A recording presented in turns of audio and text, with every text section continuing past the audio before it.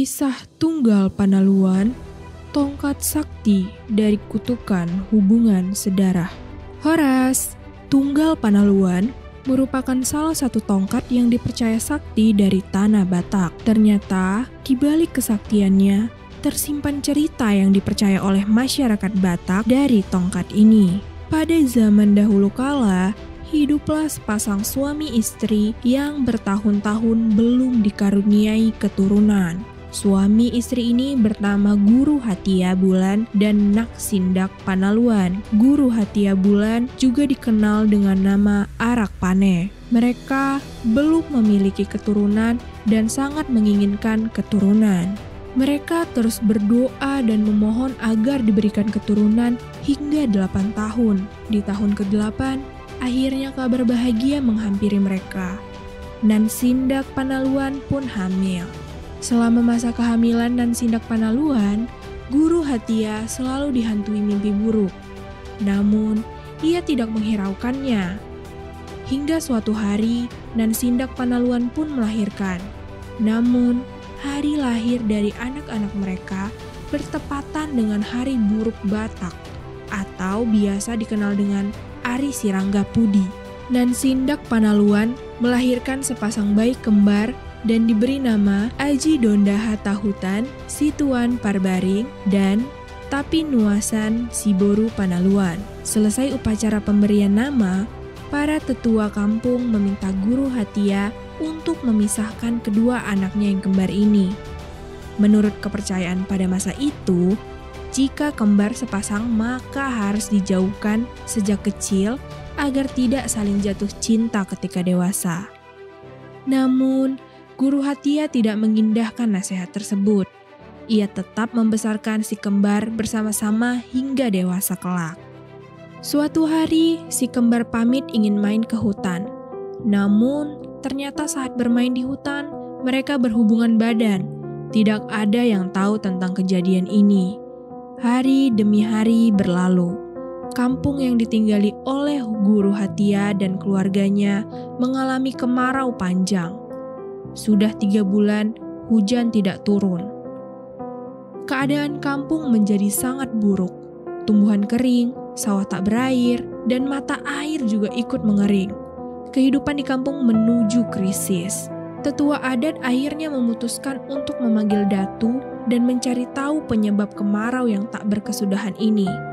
Menurut penerawangan Datu, penyebab utama kekeringan ini karena ada hubungan terlarang yang dilakukan oleh saudara sekandung. Ada hubungan terlarang saudara sekandung yang dilakukan oleh warga kampung ini. Alam marah, ujar datuk tersebut. Kecurigaan warga langsung tertuju kepada si kembar karena gelagat mereka memang tidak seperti kakak beradik pada umumnya. Lebih mirip seperti sepasang kekasih. Datu dan tetua desa kemudian menemui Guru Hatia dan istrinya untuk menjelaskan duduk perkaranya. Kedua anak kembarnya juga ikut dipanggil pada saat itu dan langsung disidang. Si kembar tidak menjawab apapun, mereka hanya diam 1000 bahasa. Akhirnya, tetua desa dan warga sepakat untuk mengusir si kembar agar masalah kekeringan ini segera teratasi. Dengan berat hati, Guru Hatia dan istrinya melepas anaknya diusir dari kampung. Ia juga membangun tempat tinggal untuk si kembar di dalam hutan dan meninggalkan anjing penjaga untuk mereka. Suatu hari, Tapi Nawasan ingin memakan buah piu-piu tanggule. Dan untungnya, tak jauh dari tempat tinggal si kembar, tumbuhlah pohon ini. Pohon si piu-piu memiliki batang berduri. Buahnya berbentuk bulat berwarna hijau dan kalau sudah masak akan berwarna merah dengan rasa seperti anggur, sepat dan asam. Namun, jika buah ini dipijat dan diputar-putar, rasanya akan berubah menjadi asam manis yang segar. Dalam bahasa Indonesia, piu-piu tanggule berarti diputar-putar rasanya semakin manis. Sebutan untuk buah ini diambil dari cara menikmatinya yang cukup unik. Tapi Nawasan melihat pohon ini berbuah lebat dan merah, dan ia sangat tertarik untuk memakan buah ini. Kemudian, ia meminta abangnya si Aji Donda untuk memanjat dan memetikkan buah si piu-piu ini untuknya. Aji Donda pun menuruti keinginan adiknya. Ia memanjat pohon piu-piu ini hingga ke atas. Ia berhenti sebentar untuk makan buahnya yang lezat. Namun, tiba-tiba tubuhnya ditarik ke dalam pohon tersebut. Ia tenggelam dan tersisa hanya kepalanya saja menempel pada batang pohon itu. Aji Donda sudah tiada. Tapi Nawasan yang sudah lama menunggu di rumah mulai merasa gelisah karena abangnya tak kunjung kembali. Kemudian, bersama dengan anjing penjaganya, Tapi Nawasan menyusul abangnya ke pohon si piu-piu. Betapa terkejutnya ia melihat tubuh abangnya telah menyatu dengan pohon si piu-piu. Yang tertinggal hanya kepala. Ia mencoba mengajak Aji Donda berbicara, namun tak ada jawaban. Tanpa berpikir panjang, Tapi Nawasan langsung memanjat pohon tersebut untuk menolong abangnya. Namun, naasnya ia ikut terserap ke dalam pohon itu dan bernasib sama seperti abangnya. Pada saat itu, selendang Tapi Nawasan terjatuh. Anjing penjaganya kemudian mengambil selendang itu, melonglong dan berlari menuju kampung sambil membawakan selendang itu kepada Guru Hatia. Guru Hatia yang melihat anjing penjaga langsung mengetahui ada hal buruk yang terjadi. Ia langsung lari ke hutan untuk melihat anak-anaknya. Sungguh terkejutnya ia melihat anak-anaknya telah menyatu dengan pohon si piu-piu. Segera ia kembali ke kampung itu untuk mencari pertolongan dari para datu. Datu pertama yang ia mintai tolong ternyata belum cukup kuat untuk menolong si kembar. Malah datu pertama ini ikut terserap ke dalam pohon. Begitu juga dengan datu kedua, ketiga, keempat, dan kelima. Semuanya bernasib sama dengan datu pertama diserap oleh pohon si piu-piu. Sudah 7 kepala bertengger di pohon tersebut.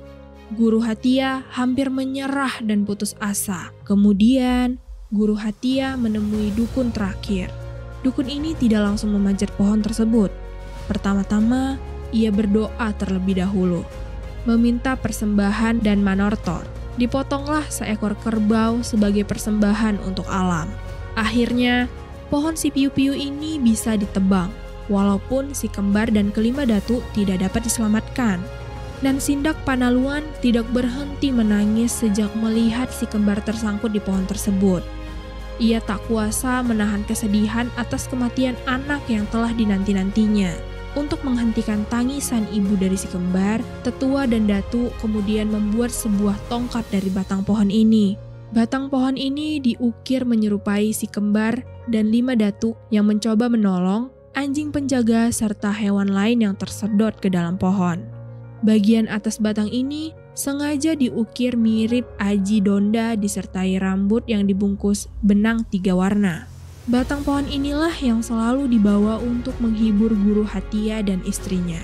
Masyarakat sekitar yang melihat tongkat ini kemudian memberi nama Tunggal Panaluan, yang berarti satu yang mengalahkan. Beginilah kisah tentang tongkat sakti dari tanah Batak Tunggal Panaluan.